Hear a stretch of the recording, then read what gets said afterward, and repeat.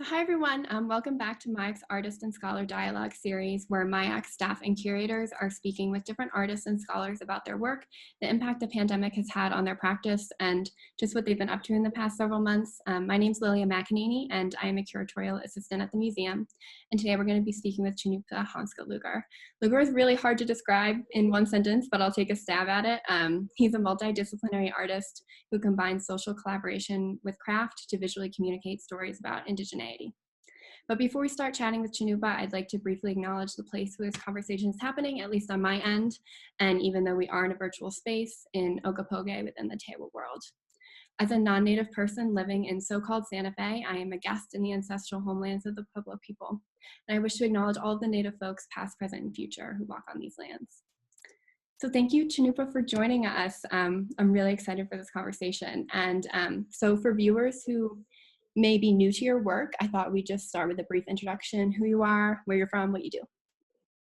Well, Dosha Maragua, I'm Cannupa Hanska Luger. I'm Mandan, Hidatsa, Arikara. This is where I'm enrolled. I'm also Lakota from my father's side and have European descent. I also am a visitor on these lands. I live in Glorieta, New Mexico. So on a mountain pass that's been used for time immemorial for all sorts of species to travel from one side of the range to the other. So that's where I'm at and who I am. My background is in ceramics, but I multidisciplinary, use basically any materials that are available. A lot of the times it's a repurposing of materials, which I enjoy. I also think is embedded in any customary practice of indigenous people. But I do utilize as much technology as necessary to engage with an audience. I was born in 1979, so I grew up without the internet as far as an interface for communication.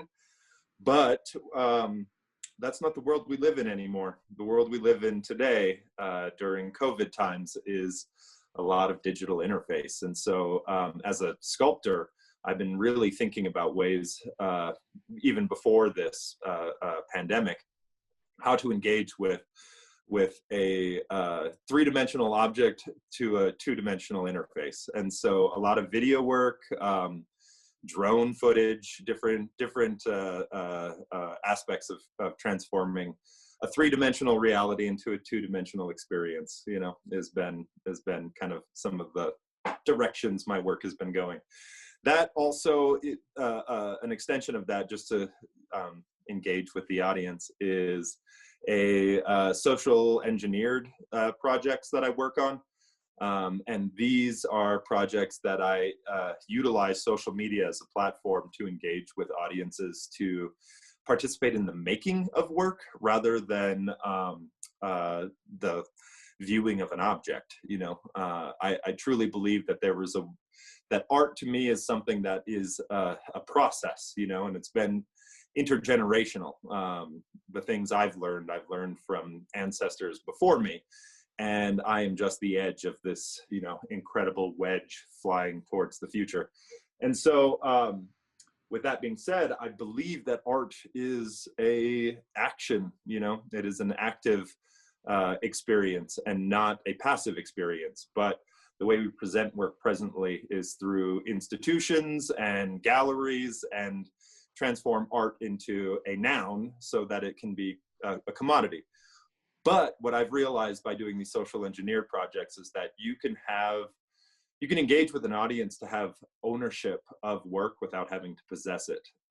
And that's kind of what drove the social engineered projects, to share the making process so that the audience is engaged with the work and have ownership over it in a way that doesn't involve possession. So that's a little bit of my background. Fantastic. I really like that idea of art as an action, not as a noun, because a noun turns it into a commodity. I think that's such an important point. But before we get into kind of the nitty-gritty of these projects that you're alluding to, I wanted to talk more about the overarching ideas behind a lot of your work. You've talked a lot about, quote unquote, making things work. And so can you chat a little bit about what you mean when you say that and how it intersects with this idea of Indigenous survivance? Yeah, I think making things work is the is the epitome of survivance, you know. And I also think it's one of these root ideas that are embedded in indigenous knowledge and indigenous cosmology. As I've experienced my own culture through a Western lens, it is dead and preserved.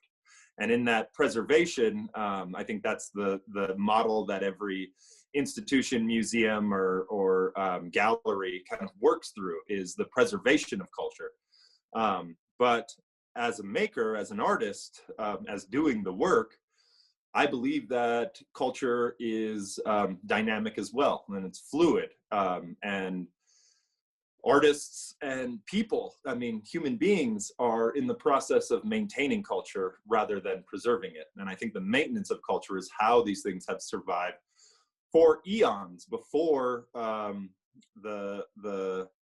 kind of bottleneck of a museum space, you know, where these things are preserved. We have actively participated in making it work under the weight of many different circumstances. And I think that's indigenous survivance. You know, I think that's something embedded in our cosmology that is customary. You know, as new ideas or materials are that we are exposed to, we quickly adapt to those things and survive in the wake of it. You know, and take what's important, what's good, and move that forward, and allow the future generations to maintain or abolish those things, you know. Mm-hmm. And so that's, I think, the active role of culture maintenance, you know, versus preservation. Yeah, and it's like the effect of the museum, right?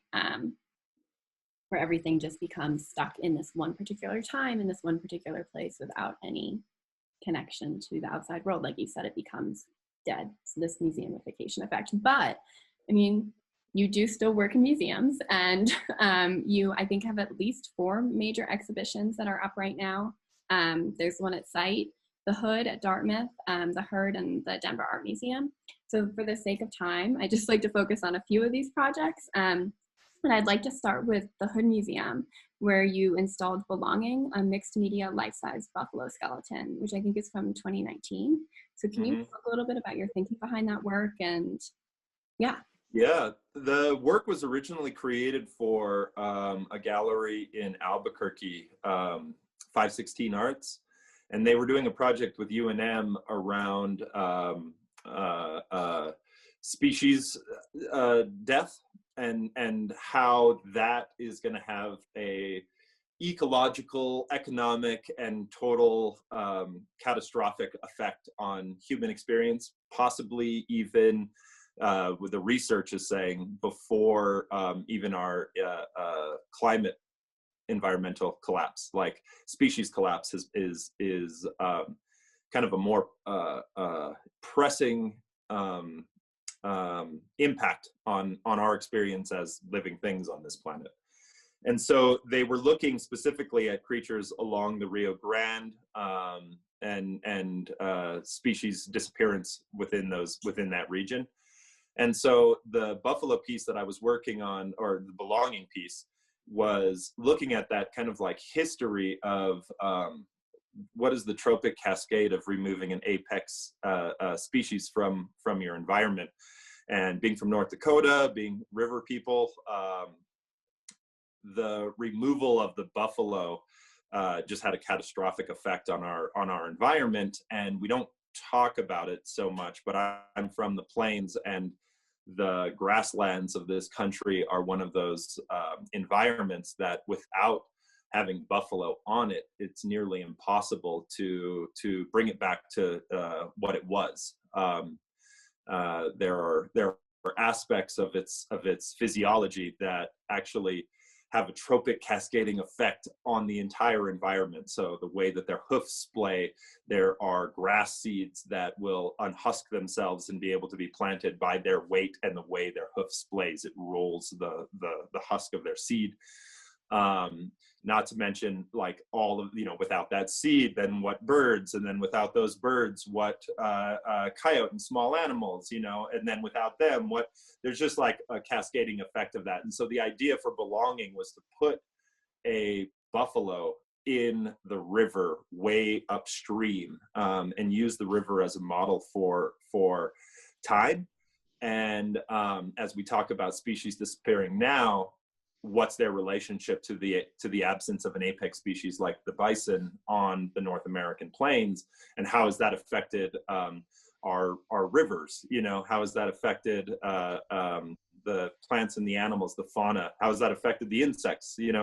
So it was a way to embed a species that has been removed, that we have experienced the loss of, to allow people to understand this like cascading effect of species removal.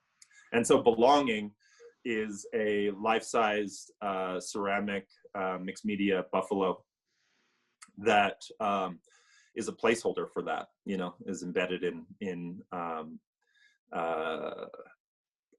belonging to the land, a narrative. Because that's the other things. With that concept, I think of the I guess root cause of a lot of our environmental problems, which is we look at the land presently as resource rather than gazing at it with reverence. And so this was like a physical object that could embed that kind of loss, Absolutely. And I'm sure have you read this article by Tasha Hubbard? She's a Métis scholar who argued, when I saw your piece for the first time, this is immediately where my head went. And she argued that the slaughter of the buffalo constituted an act of genocide, and explained how kind of the languages and ideas of American imperialism conflated Indigenous people in Buffalo to the same status of non-human. And she had this really interesting idea, and I don't want to throw this term around, but of decolonizing the framework of genocide to include other than human relations. So she's thinking through this concept of genocide through an Indigenous epistemological framework. And in this context where several Plains communities know that Buffalo were the first people, right? And I thought that's so interesting and spoke to your work so well. Well, and the other aspect of that, I do a lot of work around Buffalo because, we do have, I'm Buffalo people, we had a deep time relationship to this nation, the Buffalo Nation. And I have something akin to survivor's guilt because the bison were eradicated specifically as a act of war. It was a war of attrition on my people, Lakota, Mandan, the Plains people. Their eradication was simultaneous with the efforts to land grab in the Midwest and to reinforce this Western passage. And so there were wars, American Indian wars against my people, that militarily the U.S. Struggled to impact our numbers and our knowledge of the land. But to eradicate a species that we were dependent on, I mean, it happened within 45 years and is simultaneous with the war and the effect on our communities. So this was a war of attrition, and I've been doing work that I would really love to build a monument to the buffalo and their, like a war memorial, that I think would be significant, and really talk about that as not a tragic fate of Western expansion, but an active military engagement to engage with the population of settlers to help with the eradication of the bison, and say it has something to do with railroads or Western expansion and all these sorts of things, but really get to the root of the problem, which was embedded in land possession. Right, and it's strategic and very systematic. Like this was all very meticulously planned by the American settler state. And I think one way that's really poignant is the way that buffalo calves were also taken from their herds, right? The same way that Indigenous children were taken from their communities. And It's just such Yeah. The interesting thing about all of that is that this country owes a debt to the Buffalo Nation, and they don't recognize it because we don't talk about it. But as the bison were piling up along the railroad lines where they were being systematically shot, and it left their skeletons. And we're talking like 30 to 60 million buffalo in 1845 to by 1895, there were 1,500. So that's millions, tens of millions of buffalo dead. And it actually affected Western expansion, because as people were traveling on the train, they would look out across the plains, and I was reading letters that said, it looks as though there is a winter's frost, but it is June. The landscape is littered with bones. And or like another one said, you know, we're returning as soon as we get to the next stop, we are traveling into the Valley of Death. So it actually became an economic driver for the country to remove all of those bison bones along the railroad line.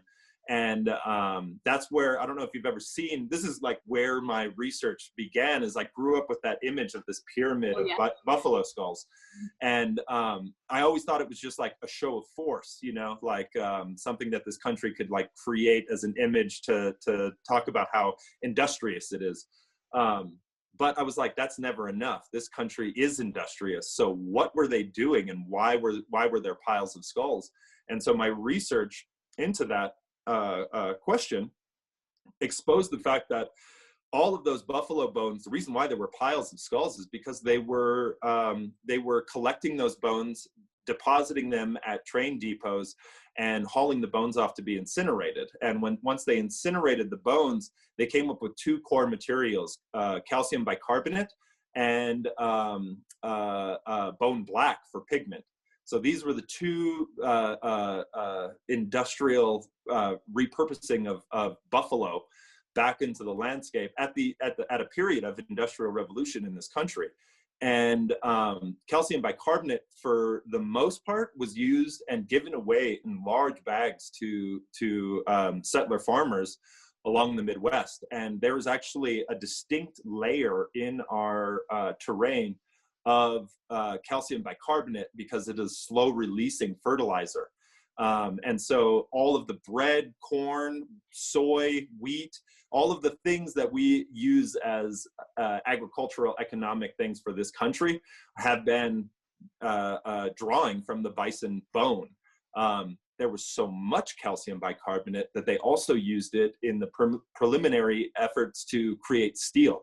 So they were blowing it through molten iron to carbonize it and make steel, which then turned into skyscrapers and more train lines and all of these other industrial applications of steel during the Industrial Revolution. And then also bone black, you know, and it used in everything from cosmetics to industrial paint. So this country owes a debt to that population that they eradicated. And for me, and having this deep time relationship to buffalo, I always think about how our stories around buffalo are ones of incredible generosity, and how they have given themselves to us in order to survive, and then how that continued even into the Industrial Revolution of the American experience, you know, experiment. And so I think that there needs to be a story about that. And I feel like some sort of monument to recognize that relationship to this more than human species and our dependence on them. Even American dependence is embedded in the generosity of the Buffalo Nation. Wow, that's staggering. I had no idea that was in literally everything. I mean, it makes perfect sense when you think about it, but oh my gosh. And I think that monument, I think you're kind of on the road to making that monument and with belonging, and you're working on a second iteration of it right now, right? I am. I actually have it right here. So since you're in my studio, I will unplug from the wall here. And so we were talking, this will kind of like segue us into some other ideas, but there's an exhibition that's going to be in the works that you mentioned at the Denver Art Museum. And this is a collaborative exhibition that Marie Watt and I have put together. And all of the work that is in that is work that's embedded in collaboration. And so belonging was created to be a collaboration with time and the history of America and the land. And so it's made out of clay rather than collecting actual buffalo bones and doing that. I thought it would be important to create it out of the ground. But I'm working on a new iteration of that presently, which I've been calling emergent. And it's actually going to be multiple bison antiquus or buffalo bones emerging from the ground in the museum space, and just really kind of talk about all of the urban and suburban and domestic regions that we inhabit on this in America are hallowed. They are sacred. They are these are the fearful, settler fearful burial grounds, and to have these kind of figures emerging from a institutional landscape, I think kind of reinforces this idea of a deep time narrative and relationship to place. One that comes at incredible cost, one that is a blood and life sacrifice to the land. And so this is a new piece that I'm working on right now. And it's, just this ceramic buffalo kind of emerging from the landscape. So it's right in process. Wow. That's extremely exciting. I love what you just said about your work being in collaboration with the clay. And I know that's a lot about what the Denver exhibit is about. So can you talk a little bit more about this exhibit with Marie Watt and kind of what your goals for the project are? I think you're really disrupting that space really uniquely. Yeah, I think the exhibition was kind of organized. I was aware of Marie Watt's work, of course, but I hadn't really met Marie. And I met her once before at the Native Arts and Culture Fellowship when I received an award from them. And she was one of the speakers, but it was brief, and I was probably like, oh, that's Marie Watt, never seeing her before. And then a couple of years ago, I think maybe it was 2018, I met Marie Watt and met up with, there was just like a random, there was a Met Gala in New York, and I also just was at a gala for the Museum of Art and Design from a award that I won from there. So there was a lot of Native people in New York. And I got a call from Dr. Jamie Powell, who works at the Hood Museum.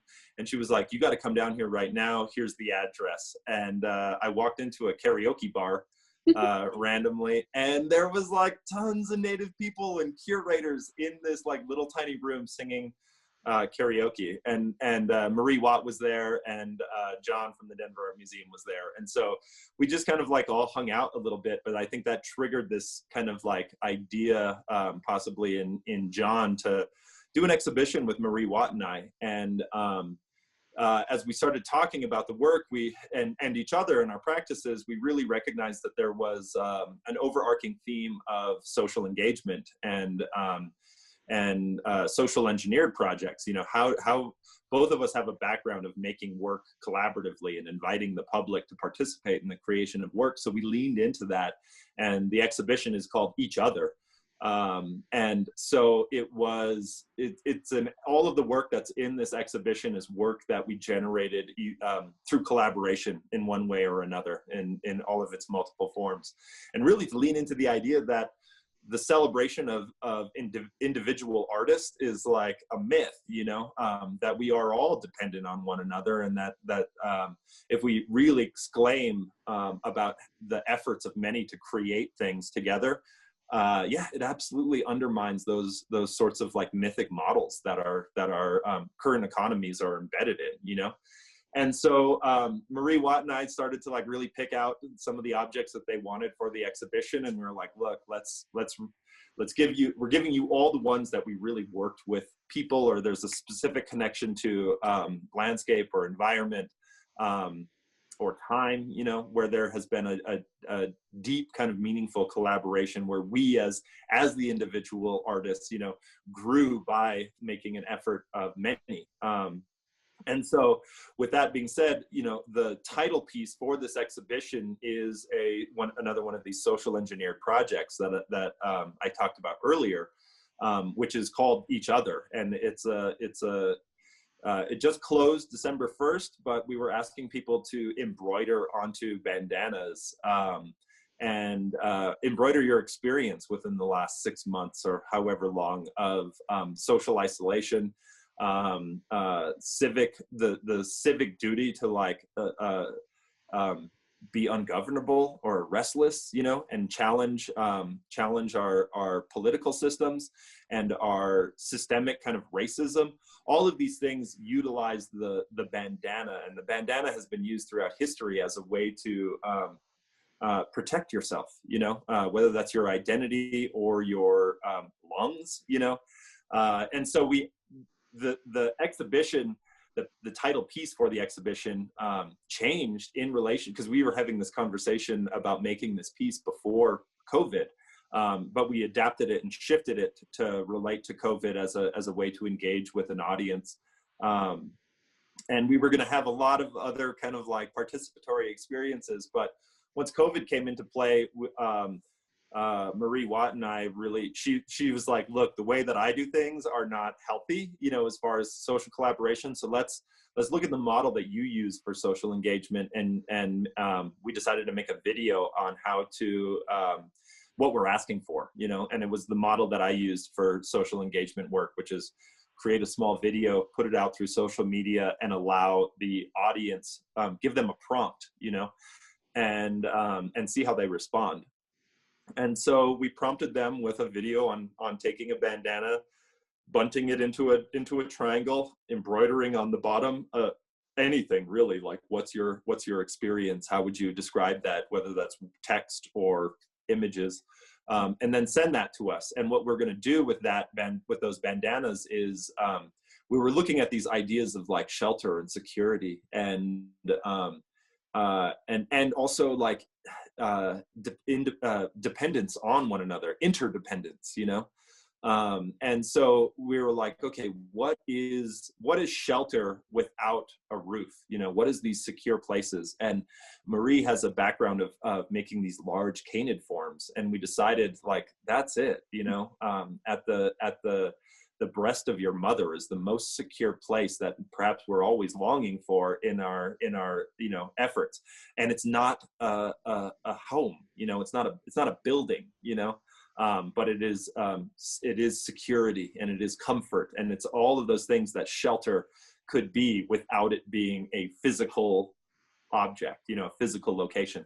And so we're building a large she-wolf that's kind of a soft sculpture. Every place this exhibition will travel, this massive, it's like, I don't know, 12 to 14 feet tall by, I don't know, maybe 20 feet long, but all of the components are soft. So it can be manipulated and moved to engage with whatever environment it's embedded in.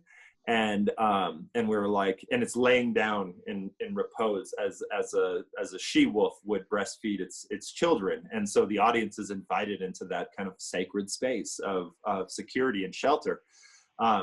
But collaboratively, the efforts of many have created the shelter for her. And so her entire pelt, which is her shelter, is made out of overlapping all of these bandanas of this collective effort to give her shelter as she in turn shelters us. So it's just this ongoing conversation of chicken or egg, you know, I don't know.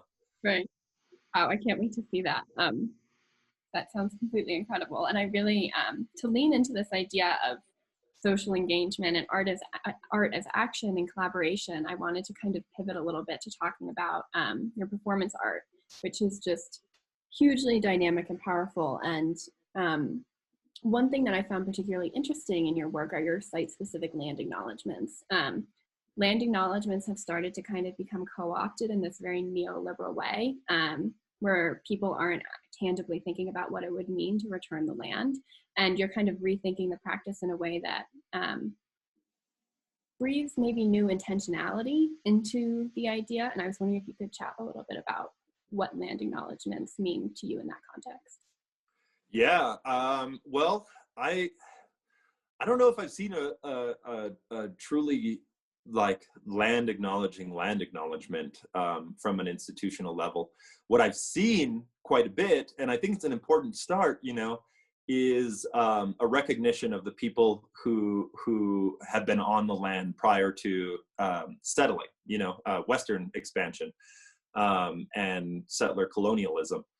But with it being specific to people, it seems like a way to me, and maybe I'm wrong, and like I said, it's a great start, but it feels like to acknowledge the people who were here before you reinforces the idea that settling and settlerism is okay. It's like, look, we're just in a long line of settler efforts, and there were indigenous people here before who settled this place, and it reinforces and kind of like negates and moves towards innocence the impact of colonialism, where it's like, oh, we're just a long extension of this land settling, endeavor. But when we look at this in a geological time frame, the land shaped the people who were here before the American experiment so much that their phenotypes shifted. Like that relationship to place wasn't one of dominion or possession or ownership, but one of belonging. Like these are the people who belong to this landscape. This landscape informed their shape. It informed their customs and their cultures. It is not resource that can be claimed. It is a place where they survived this landscape, and it affected their culture and their physiology. So I think it's important that when we do start like really leaning into this idea of land acknowledgement, we put land first in that conversation. My relationship to land acknowledgements is embedded in a lot of our customary prayers, how we open prayer. And it's an acknowledgement of the land. It's the acknowledgement of the four directions, the winds, the plants and the animals that exist on that place. It's an acknowledgement of a much deeper and broader conversation around what land is, and that acknowledgement is to create the sense of reverence for the fact that you're here at all, rather than reinforcing the fact that because you're here, it's because this is a long line of settler colonial efforts. This is the human model. It's finally we're starting to acknowledge that indigenous people were here before us, but we're not acknowledging the fact that the land has been here much longer than that, and our relationship to it, particularly from indigenous people, is one of reverence. The reason why a land acknowledgement exists at all is because we revere the grace and the generosity of the landscape for us to be here. Not because we're so industrious and can build a home wherever we want and put up a fence, So I think that's the next step in land acknowledgement that I think is necessary. And rather than waiting for us to get to that place, my efforts as far as performance work is to bypass all of that and move into an indigenous future. And so the work that I had been creating is looking at customary kind of like designs and forms and purposes of regalia, and reapplying them in a future context, and then embed our customary practices, these affirmations of land reverence to the land, and apologize for every human-shaped thing up until this moment. Like that's the first ritualistic efforts of this like imagined indigenous futurist entity, is to apologize for what we've done, and for being lost, and asking, like, I know that there are protocols and customs, and that the land has been telling us these things for generations. And I just want to first say, I'm sorry for not paying attention, and I'm sorry for what we had done. And in that, I think that there is something, active in the maintenance of culture through some of our customary technologies, and these technologies are ones of that are becoming, at present, really interesting to economies, ideas of sustainability and stuff like that. There are, tons of companies right now that are moving towards more sustainable practices, more ethical practices. But a lot of that's embedded in our own indigenous technologies and really kind of globally. There's been a relationship to land a lot longer and a lot deeper than our 20 and 21st century kind of like historical references reinforce. So far we've been justifying the violence that we've impacted our environment with. We justify it by creating goods for us to purchase, and make it as easy and as cheap as possible. But I think that there are conversations that are coming into play at present, and I think there's a lot of indigenous technology kind of globally because it is specific to regions. We're looking at like we're looking for a silver bullet, to this monster, but there's no one silver bullet. We live on a large and varied landscape, and so each landscape, each environment has in it embedded protocols of sustainability. I'm from the Northern Plains. I live here in New Mexico. Our like planting processes would not be applicable to this landscape, but there is technology of indigenous people within this region who have been maintaining those technologies through maintaining them. Right. And I think I really want to hone in on one point that you just made, the focus on settler I don't know if appropriations is the right word, of indigenous practices of acknowledgement.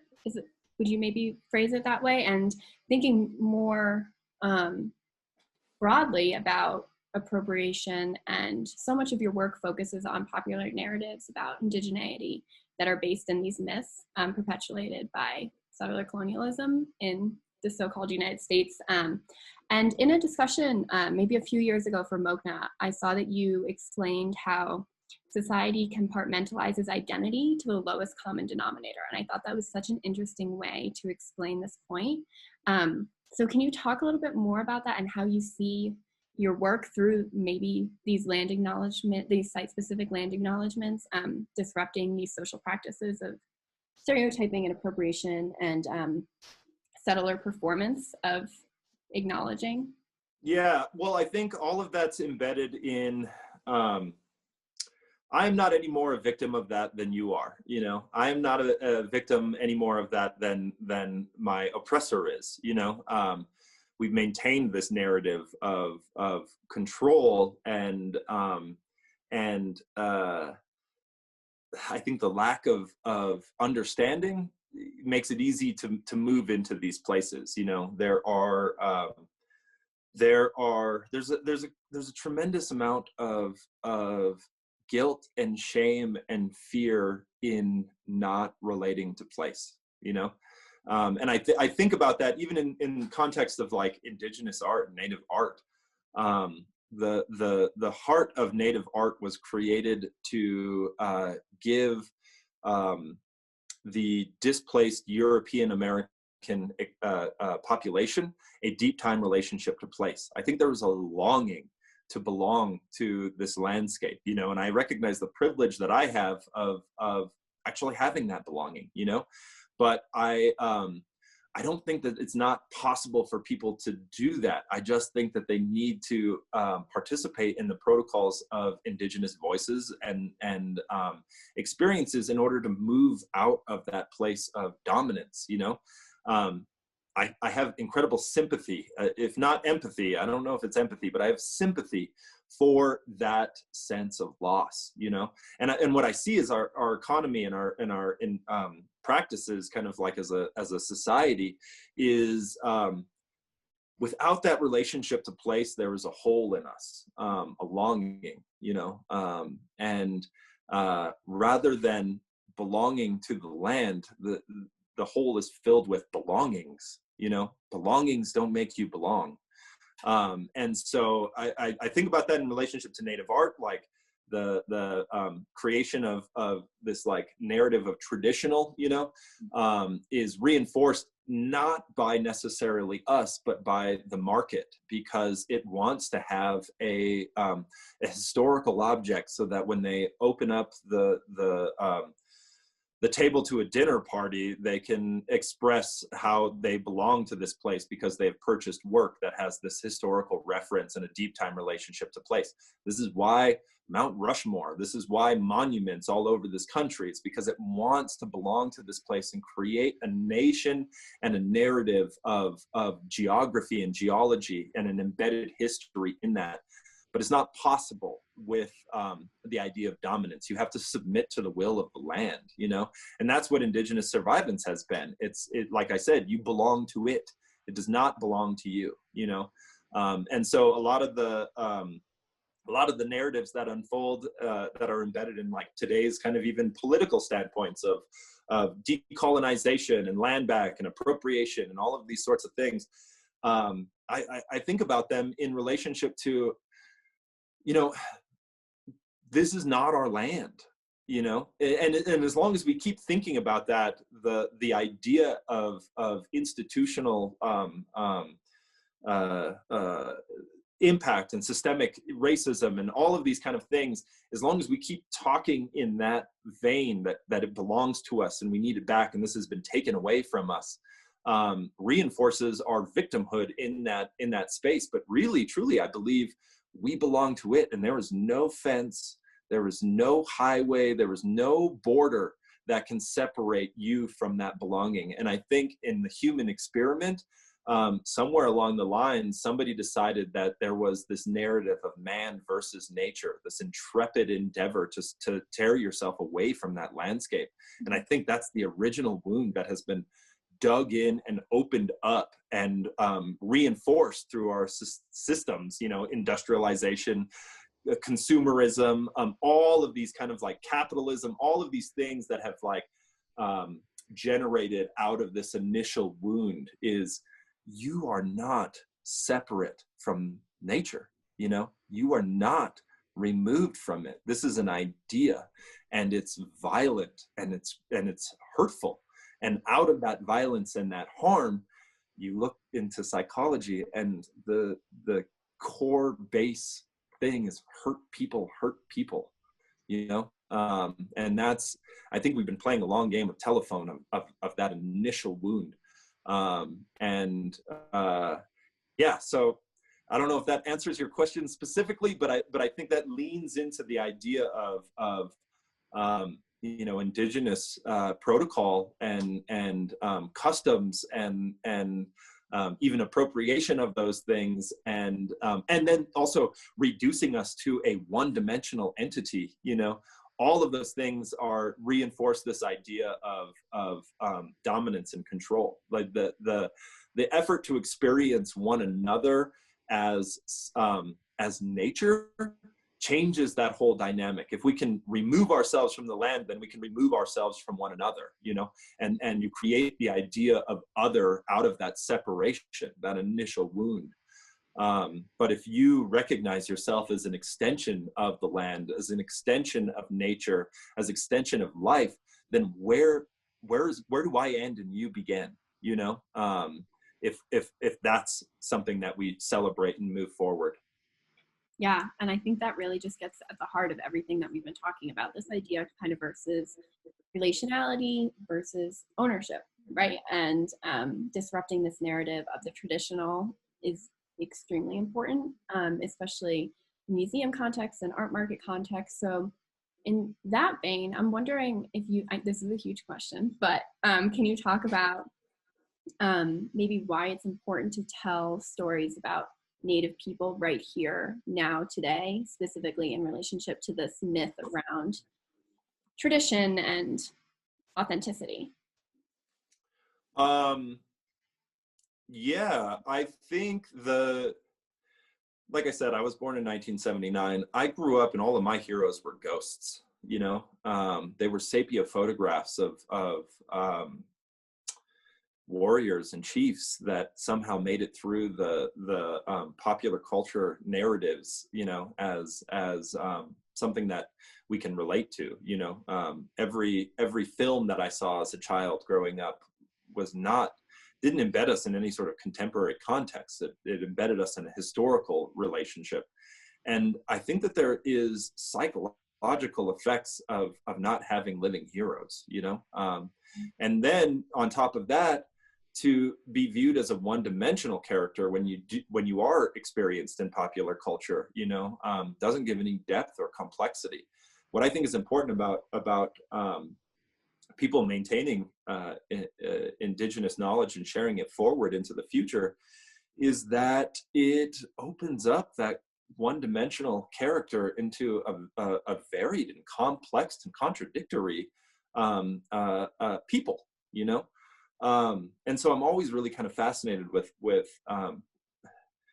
like where our stories come from and what our relationships are. Our like creation stories talk about us coming from Sky World, and I'm really fascinated about meeting other indigenous people in just North America who have whose creation stories vary in that like some come from the sea, some come from under the ground, some come from Sky World, you know, and I love the variation of that because that builds complexity, you know, and it builds a narrative of diversity rather than homogeny. And I think it's important for us to talk about our experiences in a 21st century context, because that was something that was missing from my childhood, you know, is having and seeing our contributions to the globe and to the society that oppresses us, even, you know, that I think it's important to see. You know, as a kid, there, you know, I was born in the wake of this 1970s revival of like, we're still here, you know. But I'm like, it's more than we're still here. Look at how we've contributed. Look at all of those agricultural plants that I was talking about at the beginning of this conversation with the buffalo: corn, potatoes, tomatoes, chocolate. All of these things are indigenous technology, and they have been there's incredible brilliance within the biological knowledge of this landscape that has been co-opted and turned into a commodity without any sort of recognition of our contribution to our society. And I think it's important that we open up those conversations. And I think it's important that we do that, you know, to remind the overarching economies that we're participating in, the systems that we participate in, to give like the next generation recognition and pride in not that we're just still here, but look at how we have contributed, you know. And then within that, what are some of the embedded protocols and cosmologies in relationship to these things, and can we reinforce those in a mechanized industrial era to look at sustainability and how these practices have been taken away from us and turned toxic without those like embedded narratives and protocols and reverence for these more than human species, you know? Mm-hmm. And I think the way you opened that was just so poignant. All of your heroes were ghosts. And I think that's just a very poignant way to kind of sum up what you're saying. And I mean, this erasure is very purposeful.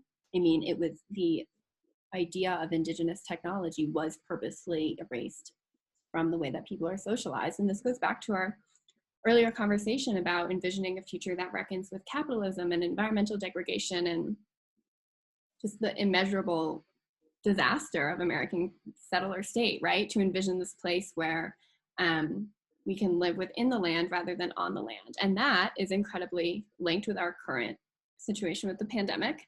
And I think a lot of people in the wake of 2020 have slowed down, maybe paid more attention to their surroundings, maybe been a little more intentional in how they think and how they spend their time. So I was wondering, in relationship to all of these other conversations, can you talk about your experience in the pandemic? How has this kind of apocalyptic situation altered your thinking or your artistic practice? And I know this idea of the apocalypse for Native communities is not particularly or necessarily new. No, this is Mad Max Cannupa. Like this is we've already experienced the darkest apocalypse that's written in any like religious tome. You know, we had our Ragnarok, we had our calling, our I can't remember what it is in Judeo-Christian narratives, but these notions of apocalypse have already happened to us, and we somehow survived it, you know? And so I think as the rest of the world is experiencing that, I think that there are a lot of indigenous communities globally who have been honed into incredibly hard to perish people, you know? And our relationship to place, I think, is what grounds us in that effort and ability to survive, you know? But this is the history of humanity on this planet is one of movement, and it's one of displacement, you know, and it's not even displacement as much as it is a natural cycle in our, you know, as an extension of the land. Like the surface of this planet flows, you know, the thing's spinning the whole time. And anytime we leap, we come down somewhere else, you know, and that's something that we've maintained throughout our histories, but we've existed in places long enough to create variation in our forms, you know.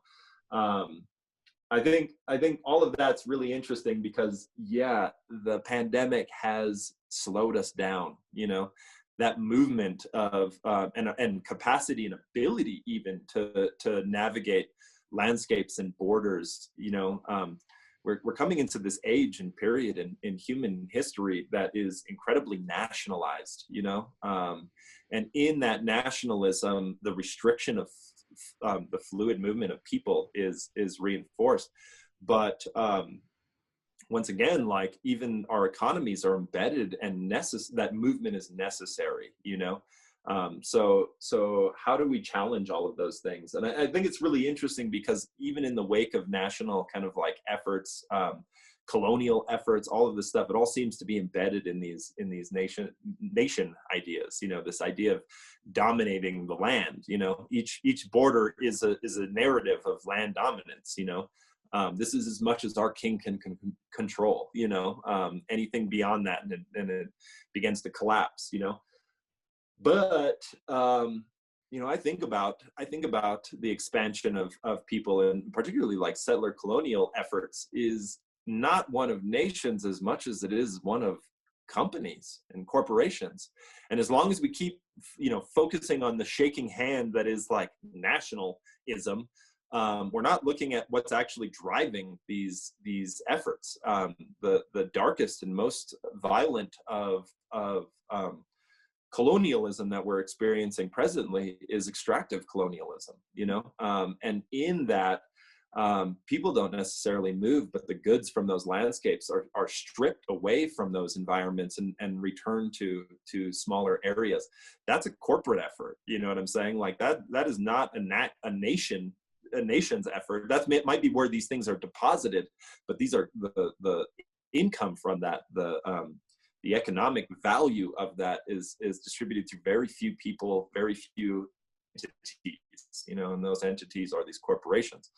We're still participating in this, you know, settler colonial experience. This isn't something of the past that we can like look back on and feel sorry about, you know, and then ask people to like move on, you know. We're maintaining it, and we're doing it with our dollar every day, you know. So the choices that we make, I think, especially now in like this pandemic period where we are, we might not get to go and travel to places to get goods or anything like that. Maybe we're ordering things more so online. But I think there's an embedded, like, who has online marketing power, you know, and what resources and what regions are they extracting from in order for us to receive our goods and reinforce this idea of comfort, you know. So I think it's really complex. I personally, I was traveling quite a bit before the pandemic, I was going to many different places. My education only goes as far as the Institute of American Indian Arts. I only have a Bachelor of Fine Arts. I didn't go to grad school.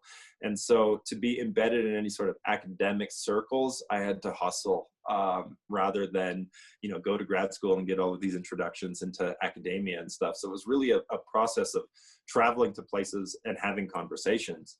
I can do that all now from my studio. And it's kind of fascinating because the cost of that travel was high, and the environmental impact of that travel. Yeah, exactly. All of those sorts of things. And also just like personally, I had been working so hard within that system. Like you said, I work at galleries. I exhibit my work within these systems that I think are generally toxic. But there's the depth of my hypocrisy is insane, because I'm working on it right now. Like I'm so close to it. It's hard to navigate a way out. And so I'm like, let's just go through it, but I had been working so hard to create security and comfort and a sense of home for my family, my partner Ginger, my two boys, Iokahoku and Seishisoki. I've been working so hard to provide this like idea of home and comfort and security that I did not personally get to benefit from all of that effort. And I think that this is something that many of us have experienced. You work so hard to try not to work so hard, to try to have leisure and comfort and experience the things that are important to you. And this kind of like forced homeness really opened up for me my first opportunity in like 3 or 4 years to be a part of that home and really to complete what I was working so hard to create. There wasn't any amount of money that could provide the same things that a father for my children could provide. There wasn't, I couldn't buy me back into being a part of this family. And so for me, it's been really kind of like profound to do all of this work from home and to have, to recognize that like, as we want to shift and move and adjust the systems in the world that we exist in, that doesn't have to be a, aim for the moon effort, but it can happen at home. It can happen with your own personal relationship to how you do things, because I live rurally, we have to haul out all of our garbage. So we actively, started looking for companies to who don't make things in small little packages. We like started looking for things bought in bulk and that aren't sent to us in plastic, and so like you have to pay more for it right now because there isn't a massive economy within those spaces. But the more of us that do that, then we've been looking more so at like, who are these ethical companies and entities that we can buy the goods that we think we need, from. And that's a small effort, but that makes a big difference on as that scales up from one family to the next family to the next family. And if we can support and reinforce ethical companies because they exist, we can change and shift this kind of like narrative that we've been participating in ever since. And we can do that. We can vote with our own little dollar every day. Right. You don't even have to be 18. Yeah. So these are small little efforts that I've experienced from being isolated, from being at home, from being alone, all of these like, fear-based kind of narratives of this, removal of a social experience.